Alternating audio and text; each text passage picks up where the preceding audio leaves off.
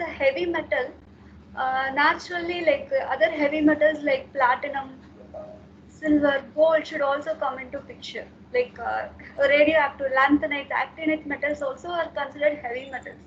But thing is, uh, the generally the term heavy metal, it's not the correct term. But if you refer to it, if you look at the literature survey or the general perception how this heavy metal means, it is environmentally toxic elements which comes under this group. Okay, so this periodic table is where this the heavy metals that is considered has high molecular weight and it's poisonous at low concentration is highlighted in red. Okay, so when we consider the source of the pollution, this is just an highlighted source. So the chromium, lead, mercury, arsenic, copper, vanadium, nickel, Please. cadmium, molybdenum, Oh, or the इसको heavy बोलना metals. है दरवाजा बंद कर दो. There are number of sources if you consider. These are the specific sources. But if you consider the general picture of the sources of this heavy metals, it will be like from the mining operations. When the concentrate metal ore is extracted from the earth, the leftover materials occupies the bulk of the surface. As the rain, natural processes take over like rain, wind, sun. These elements that was present in the soils, earth crust gets dissolved and enter into the environment in the form of water, in the water or air or soil, etc. So there are two types of sources which we can say. One is geogenic sources, that is from the natural surface of the from the natural surface itself. Okay, second process is from the anthropogenic sources. Like I said, the mining process is one such example of this anthropogenic pollution. Okay, so most of these metals will occur from these. First priority source will be the from the mining area. Next will be the industrial processes. So let us take the chromium example. So main source for this chromium will be this leather tanning industries, or sometimes like I said mining, the industrial coolants. So bulk of the chromium waste pollutant comes from the tanning industries. So if we consider the lead, so lead is one of the metals that is, you can say that it is almost 90 to 95% recycled. I think you might have heard in one of the lectures also. But the lead recycling is almost easy, at least when it comes from this lead acid batteries, because it is 100%, almost 90 to 95% recyclable. So mercury is one of the most toxic pollutant you can say, because it is in three forms. That is, most of the other pollutants will be if you take as a solid form or it will be dissolved in aqueous solution. But this mercury, it can exist in three states. Like at room temperature, it is at liquid state, so it is becomes easily volatile. So mercury vapors can be found at even at room temperature depending on it. I'm talking about very, very, very microgram or nanogram level. So sources of these plants is alkali, chloralkali plants or CFL bulbs we use, or the thermometers, the electrical appliances, etc. Another special case is the arsenic. So one was this. I initially explained about the geogenic source. So if we look at the Indian map, some places I will come in detail in the coming slides. This arsenic comes from the rocks itself due to the over exploitation of the groundwater. Again, copper from the plating industry, smelting processes, or mining activities. So vanadium, molybdenum, cadmium comes from the batteries, etc. So again, zinc from the industrial processes, from the mining, smelting processes. Zinc and copper is also coming from the electroplating processes. Okay, so in this lecture, so though number of heavy metals are present, I have restricted to these five elements. Okay, let us. So if we look at the industrial pollution in India, so these are like these places I have taken from the CPCB report. So these are like most contaminated sites in India. Like for example, if you take the Ranipet, Tamil Nadu, it is the where the most of the tanning industries are located. So if you take like Chhattisgarh, I think most of this bauxite mining operations or processing industries are located. So like this, each will be specific to the industrial operation or the mining area or processing industries like zinc processing, smelting process or copper smelting processes or aluminum smelting processes. These are the main source of industrial pollution. So, so once the from the earth crust, when we take out these metals, it ultimately enters the soil also, like the energy intensive industries. So this once the coal gets burnt, and so most of us have heard about the global warming, CO2 increase in atmosphere, the dust, in air pollution, that is smog formation in Delhi, especially during this winter seasons. So these we especially look at what is visible in the atmospheric level, what is visible to the eye. Okay, but the what is invisible is the what you can say as a sludge generated or the waste product generated as the like from the power industry. You know, the huge tons and tons of coals is gone. Yeah, carbon dioxide is coming out and smog is coming out. But what happens to the residue fly ash? Fly ash. So you have tons and tons of this fly ash. It's a very very fine material. Of course, people are using it as a fly ash brick. But one of the when you use a fly ash material, it has the heavy metals. There's variety of heavy metals, so it's a very toxic pollutant, and it is it's very very light. That is, it can easily form like dust forms. It can easily travel via air circulation. Next is the vehicular pollution. Of course, you all know about it. Next is the sewage, sludge pollution. So, the when we discard these batteries or electronic equipments just into the landfills, these natural forces of rain, wind, water take into account, and these water ultimately enters the groundwater or the soil. And again, the intensive application of the pesticides. Pesticides also has certain amount of heavy metals.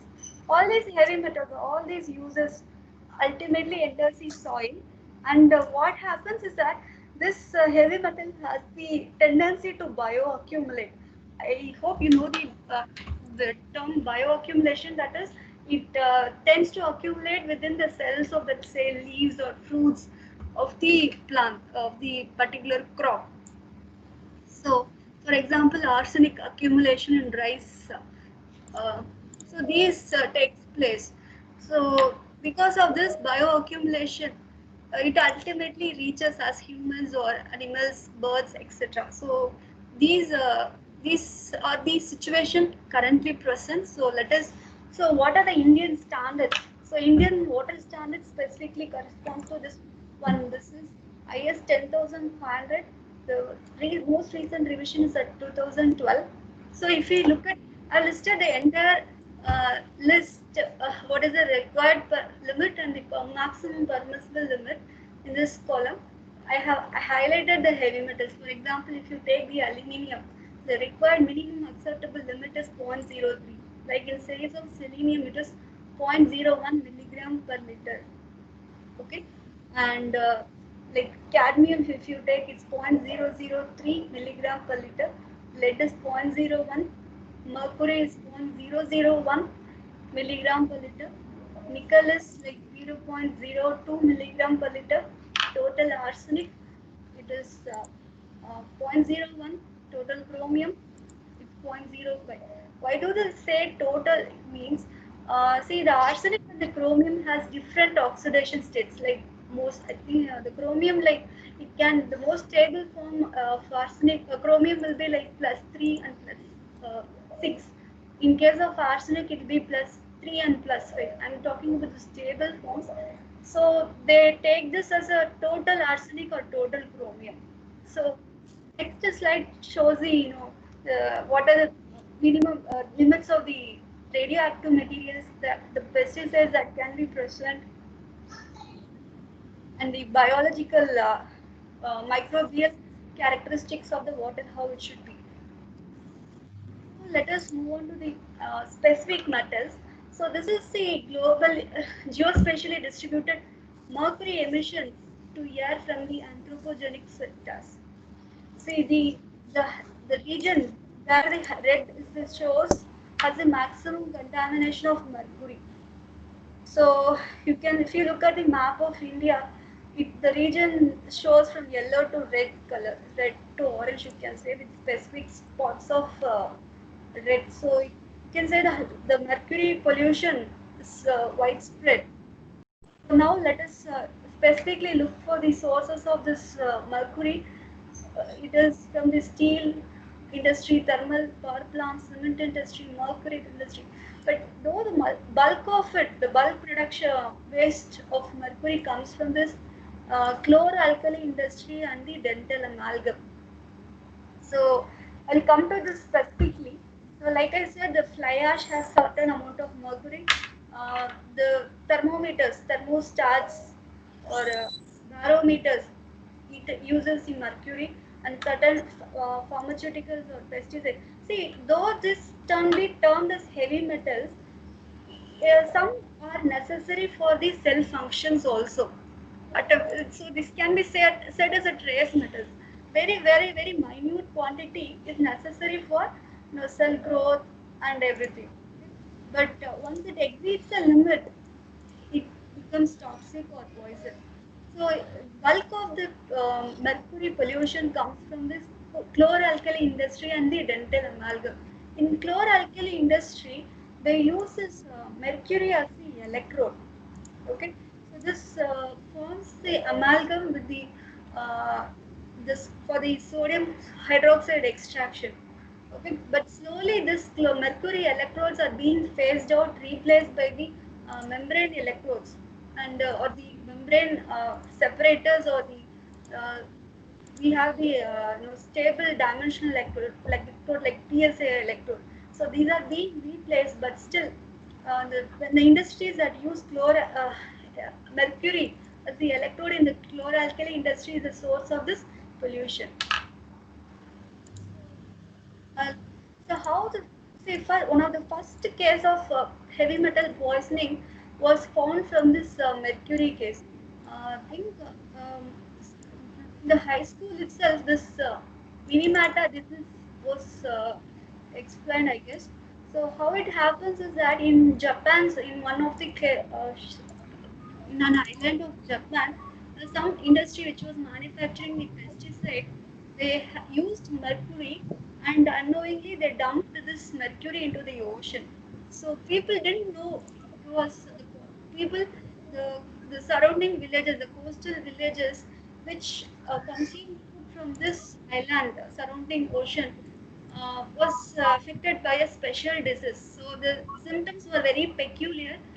This was during the 1940s and 50s. So people were not during those times. They didn't know about these heavy metals.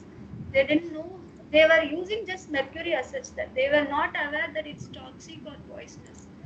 So they didn't know it would get accumulated in the fish.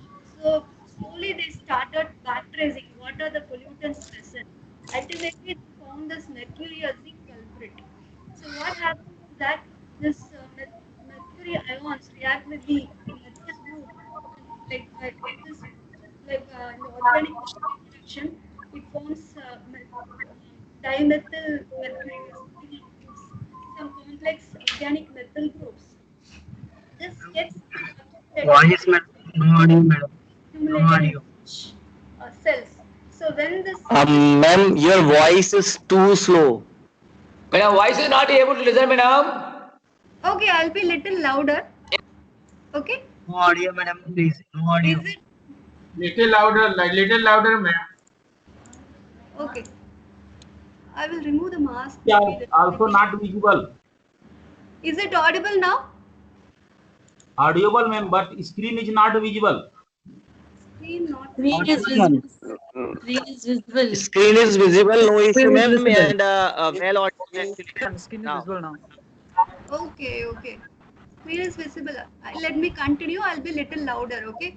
So what happened was the industry which unknowingly dumped this mercury into the ocean got. Is it audible now? Yes, Yes, ma'am. ma'am. Audible, audible. Yeah, okay, ma'am. Yes, audible. Sound is Audible. still slow. So this was the first case that was detected in Japan due to mercury. In those days, the people were not aware of this mercury or any other heavy metals. The first case was due to this mercury. So this mercury, the chemistry of this, what takes place is given here. Like I said, the mercury can occur in 3 states. In the normal, the normal atmospheric conditions. So it can go to the vapor state because it's volatile. It normally exists as liquid one, and it can form amalgam, or it can form solid small particles on the surface of your material. Okay, so all these it's a very, you can call it, it's not even a toxic substance, it's a poison. Okay, so you have this oxidation, reduction, these are all reversible reactions occurring simultaneously. So even it has confirmed that it was even driven by wind. This droplets of micro droplets of this mercury can be driven by wind as well. So let us move on. What is the health effects? If you consider, it is considered a neurotoxin. See, some will be it will be carcinogen. This is a neurotoxin. So whatever associated with the nervous system, you will get as a effect, as a different effects, like methyl mercury. Two compounds were that detected. One was elemental mercury. Next second one was methyl mercury. So this methyl mercury causes the loss of peripheral vision. So some pin and needle feelings in the hands, feet, and the around the mouth. So it also causes lack of coordination of movements, speech impairment, hearing impairment, and muscle weakness. So you have, in case of the elemental mercury, you have the tremors or the emotional changes, insomnia. So all these one are associated with the nervous system. How to detect this mercury? One is due to the ICP is nothing but ion chromatography or flame atomic absorption spectrometry. Another UV visible method is diapason method, where you add some reagents, some color formation is occurring, and you can put under the direct UV wavelength and you can measure. And another one is cold vapor atomic absorption spectrometry. Another one is hydrate method. So all these ones should be taken care of very carefully, because the vapors will be formed. So you should have a proper exhaust for these detection as well. So the treatment methods normally used, the most of the heavy metals follow this route: the chemical coagulation, sedimentation, and filtration. So that this technique is, it's not 100% efficient. They remove up to certain percent. So another one is adsorption. Next one is the ion exchange process. So next metal is in the topic of the seminar is chromium. So as I said, the leather tanning industry produces the bulk of the chromium. So if you look at the uses, it is used as an oxidant in the tanning industry, in the catalyst, pigment, paint manufacture, in fungicides, ceramic, glass industry, in photography for chromium alloy or chromium metal production. It is also used in electroplating industry as well. So this tanning industry, if you look at the worldwide phenomenon situation, the bulk of the industries are located in India. If you see the Tamil Nadu, you have lot of industries in and around Chennai as well. So what happens if you have excess chromium is present? So again, this causes allergic reaction in the nasal tract. So you end up with the lung cancer, or it causes a lot of allergies. It can also immune system is weakened, and this ultimately damages the liver and the kidney system. So again, if you look at the detection, atomic absorption spectrometry, emission spectroscopy, XRF, fluorescence, X-ray fluorescence spectroscopy, or neutron activation analysis. So most of the labs will use the atomic absorption spectrometry technique. So if again, like I said, the chromium exists in 2 or 3 oxidation state, like hexavalent and trivalent form is the stable intermediates of the chromium, stable forms of the oxygen chromium you can say.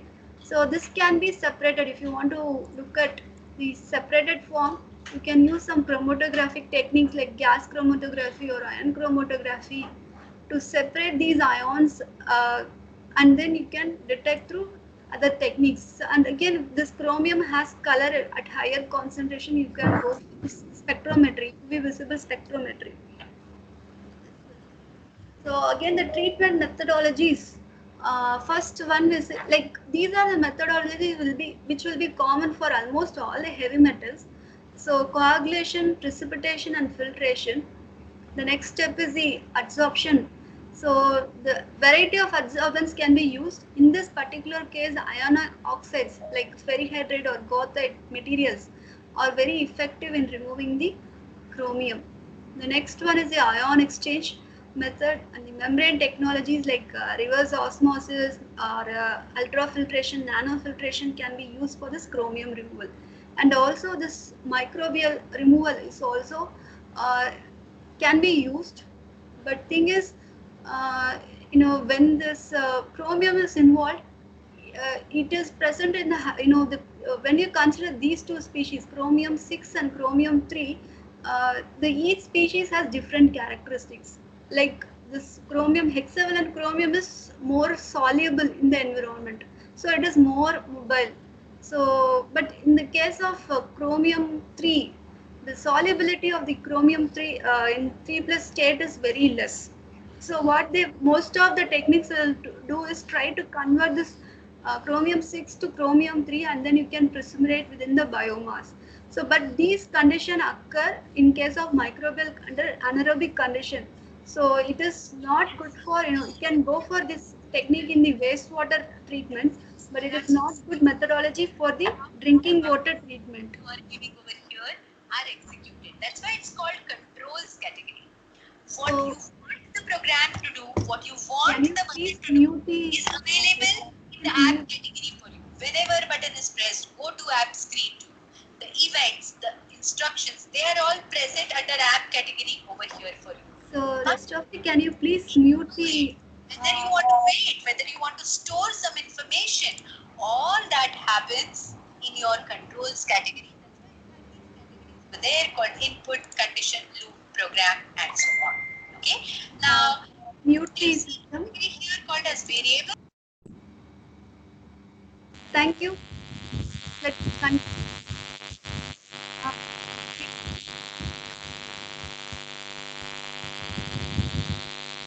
Ma'am, you are not audible, ma'am. Hello. Audio is not clear. Audio is not clear. Your audio is not okay.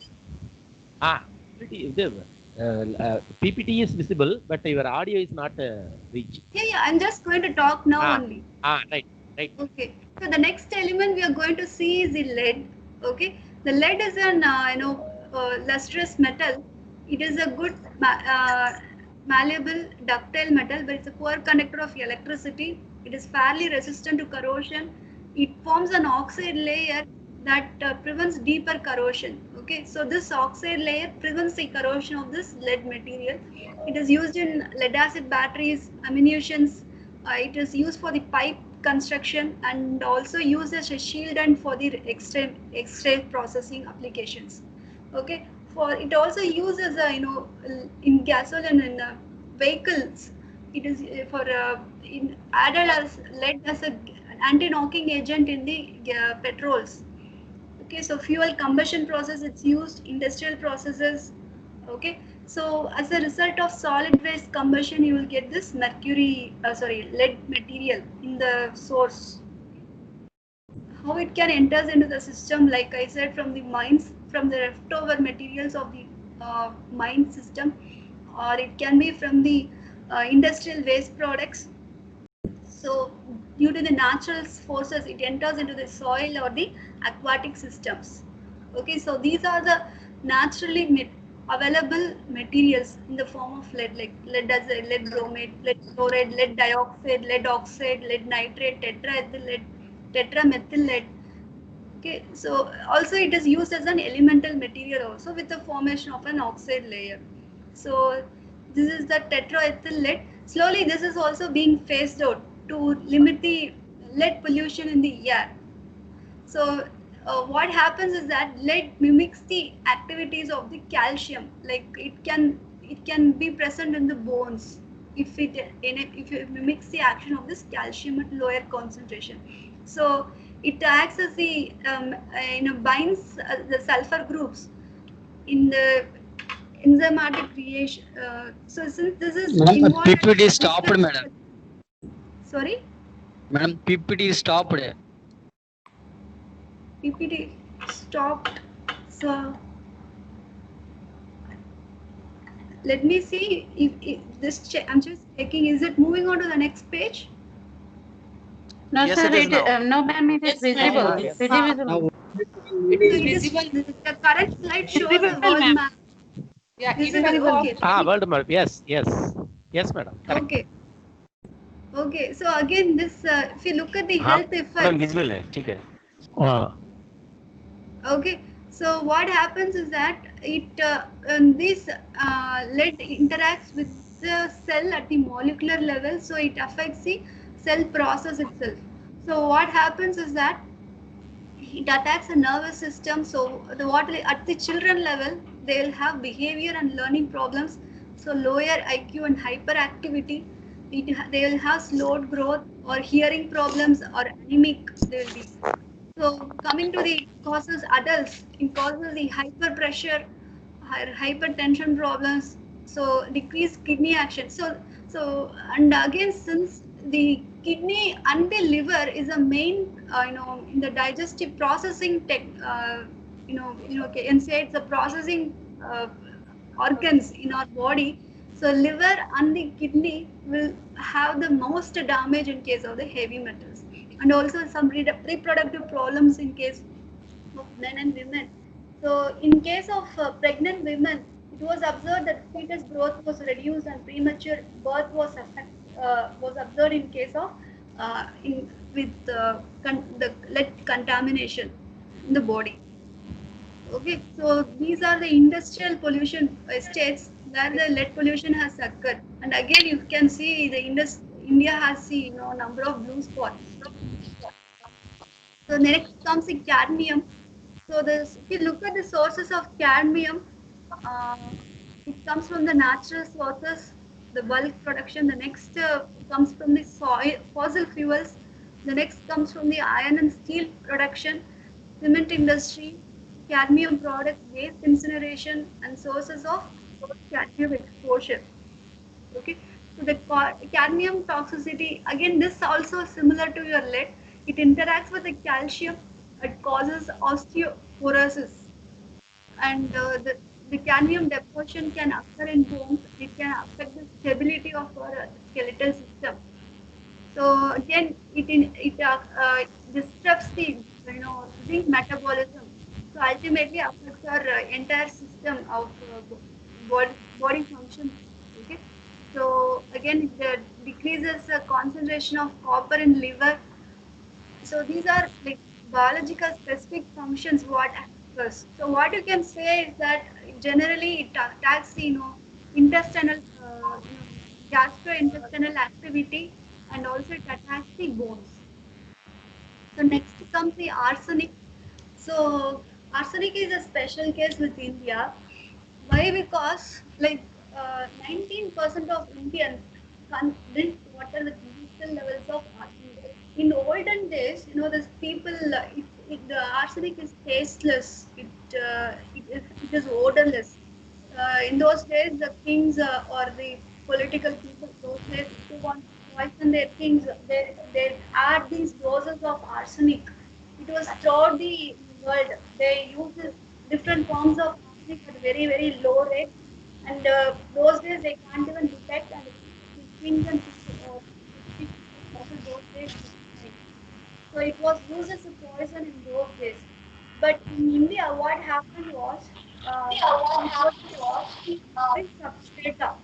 Okay, so when the groundwater extraction started, with the advent of lot of pumps, electrical pumps, with the over exploitation of groundwater, what the arsenic present in the soil surface, subsoil surface, like what was present like 1,000 feet or 2,000 feet depth inside the surface, it started leaching out from the soil and entering into the groundwater. So the what is displayed here is the different forms of arsenic: methyl arsine, dimethyl arsine, trimethyl arsine, or monomethyl arsenic acid, dimethyl arsenic acid. These are the stable forms of organic arsenic. Okay, so when you see water, these are the two stable forms, arsenide and arsenate method. Again, since the two different species, if you look at the species specific characteristics, the environmental pH and the EH condition. The pH is like the normal water pH will be around 7, 6 to 8, the normal drinking stability. So in that case, the prevalent form of the arsenic-3 is this H3ASOC. So it is an uncharged molecule. So if the material is uncharged, it is difficult to remove by most of the techniques like chemical precipitation, or so for example, the arsenate, it has HAsO4 2 minus. It's a charged molecule. So what happens is that most of the techniques will focus on conversion of this this AsO3 charged molecule, make it a charged molecule, AS5. So what you have to do is you have to oxidize the treatment. In case of chromium, you have to reduce the atmosphere. In case of arsenic, you have to introduce an oxidizing atmosphere for encouraging the cloud formulation and the precipitation. Okay. So, so these are the arsenic hotspots around the world. So these are due to the aquifers, this red color indicates the aquifers. That is, it is naturally present. It is not due to human activity. Okay, so if you look at the case of India, it is present in this Gangetic plains. So parts of UP, Bihar, Bengal region, Bangladesh, parts of this northeastern states corresponding to the Bengal region. That is something like that. Madam, very nice, and your voice is Okay, I'll be little louder. So when we come to the effects of arsenic on human body, it's a carcinogenic agent. It affects the entire body. It attacks the nervous, cardiovascular, renal, skin. It causes skin lesions. The most visible thing is you will have the black lesions on the body. So it affects the respiratory system. It affects the reproductive endocrine system. It completely affects the body.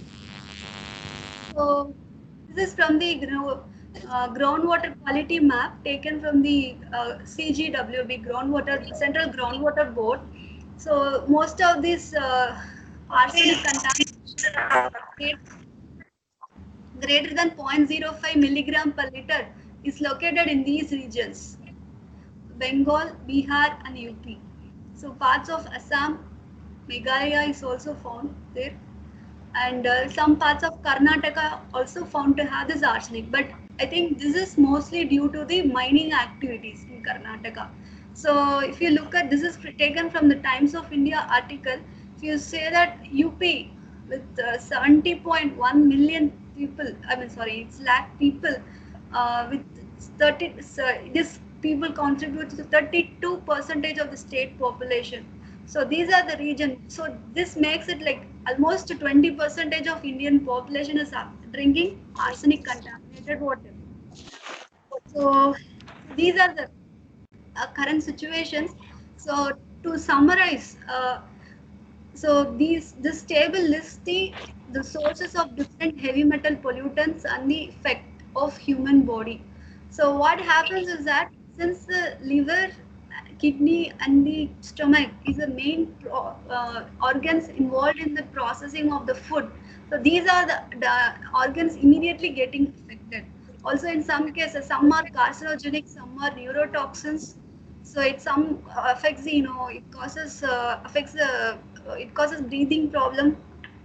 Okay, so at any point you have to avoid the heavy metals. So the conventional method usually is the, say if you is the, coagulation, flocculation, adsorption, or the chemical precipitation processes. These are the main processes that help remove the heavy metals. Some of the modern techniques with the advent of new membranes, so filter like nanofiltration, ultrafiltration are being used, and reverse osmosis process, where only the heating simply one by one in the ion process or encapsulating the inert material. These are some of the advanced methods.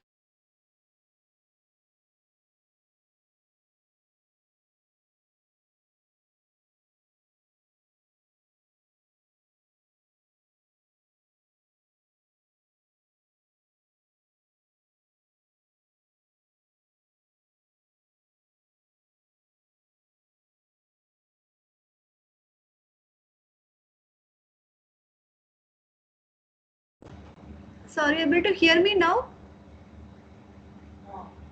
Yes, ma'am. Yes, ma'am, very much. Okay. Yes, ma'am, very much.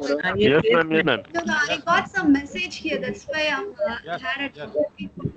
So this is a survey because this is one of the work I have been doing. So when I looked at the survey, for adsorption, mostly they used iron oxide or iron hydroxide based adsorbents. So this is a technique they can use, but again the trick is there to oxidize the arsenic 3 state to 5 state. Again the coagulation technique, it works with the ferric sulfate, it is used, but again you need this charged molecule, that is arsenic 5 molecule for this coagulation work to occur. Filtration doesn't need a charged molecule, you can do. Filtration is through what we discussed with the reverse osmosis or the nanofiltration, microfiltration membranes. Next comes the coagulation. It can be chemical based or electrochemical based. Next comes the capacitive deionization. Again, we'll see all those techniques in the coming slides. So another one is solar oxidation and removal technique, called as shortly called as SORAS. And again, one of the another efficient techniques in removing this heavy metals is water hyacinth, immobilized green algae. So this technique, whatever I have listed, it is though I have taken for arsenic, mentioned arsenic, it can be extrapolated to other heavy metals. Mostly it will work for other heavy metals as well. So like if you see, though a lot of techniques were there, so one of the papers says the cost of treating 1 cubic meter of water should be less than $1. This will correspond to it is 1 meter cube of water. Okay, so it will roughly translates to like 7 pies in Indian rupees for treating like 100 liters of water. So again, the removal efficiency should be 99%, and it should reach the WHO standard, the World Health Organization standard. Okay, so these are the the technology should be such a way that for for bulk application.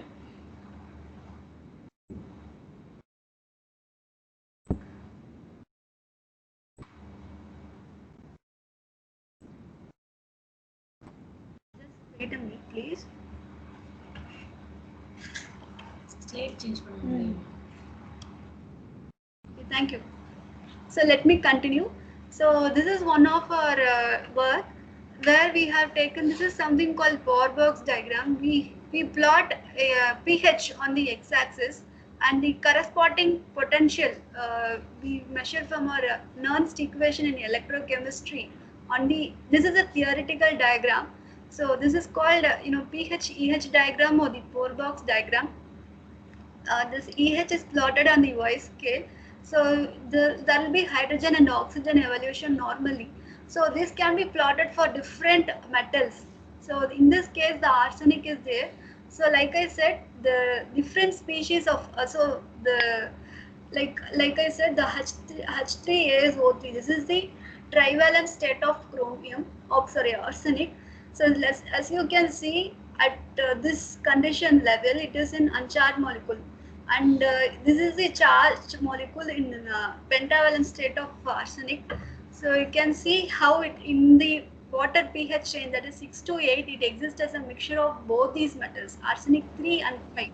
So in order to reduce, precipitate this arsenic 5 form, you have to take all the arsenic 3 state to 5 state and then go for some precipitation or reduction or adsorption. Any technique you can go. Only for filtration you need you can go for uncharged molecules. Okay. So what we are doing is you can couple with the noble metal by galvanic coupling or by externally impressing the current on the sacrificial method. So we use this iron and zinc as the sacrificial material. So when we galvanically connected with the copper, it was removed. Among these 4 materials tested, we galvanically coupled this copper with the zinc and the iron method. So these are the SEM images of the 4 materials we synthesized. Sorry, 2 materials. Iron and zinc was used as received from the chemical vendor. So when we used we tested these for chromium, arsenic and zinc. So among all we tested for both the column and the batch test. So when we did it, this copper zinc was tested as the efficient material. So these are the column parameters and these are the batch test parameters. So what happens is that with respect to each material,